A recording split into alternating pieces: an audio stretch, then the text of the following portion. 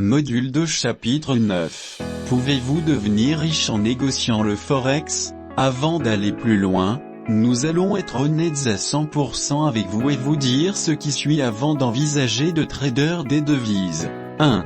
Tous les traders Forex, et nous voulons dire tous les traders, perdent de l'argent sur certaines transactions. 90% des commerçants perdent de l'argent, en grande partie à cause d'un manque de planification, de formation, de discipline, de l'absence d'avantages commerciaux et de règles de gestion de l'argent médiocres.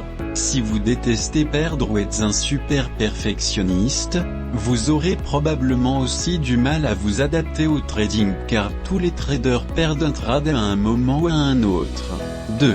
Le commerce du Forex n'est pas pour les chômeurs, les personnes à faible revenu, les dettes de carte de crédit jusqu'aux genoux ou qui n'ont pas les moyens de payer leurs factures d'électricité ou de manger. Vous devriez avoir au moins 10 000 $ de capital de trading, dans un mini-compte, que vous pouvez vous permettre de perdre. Ne vous attendez pas à ouvrir un compte avec quelques centaines de dollars et à devenir un milliardaire. Le marché d'échange est l'un des marchés les plus populaires pour la spéculation, en raison de sa taille énorme, de sa liquidité et de la tendance des devises à suivre de fortes tendances. On pourrait penser que les commerçants du monde entier feraient un massacre, mais le succès a été limité à un très petit pourcentage de commerçants. Le problème est que de nombreux commerçants viennent avec l'espoir égaré de gagner des milliards de dollars, mais en réalité, ils n'ont pas la discipline requise pour vraiment apprendre l'art du commerce.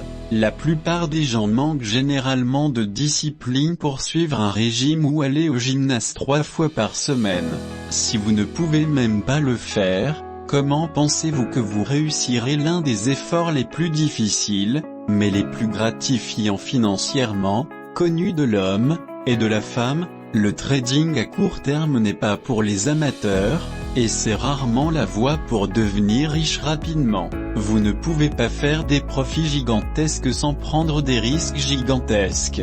Une stratégie de trading qui implique de prendre un degré de risque énorme signifie subir des performances de trading incohérentes et des pertes importantes.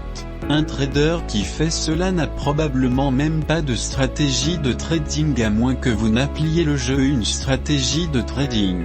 Le trading sur le Forex n'est pas un programme d'enrichissement rapide. Le trading Forex est une compétence qui prend du temps à apprendre. Les commerçants qualifiés peuvent gagner de l'argent dans ce domaine et le font. Cependant, comme pour toute autre profession ou carrière, le succès ne se produit pas du jour au lendemain. Le trading sur le Forex n'est pas un jeu d'enfant, comme certaines personnes voudraient vous le faire croire.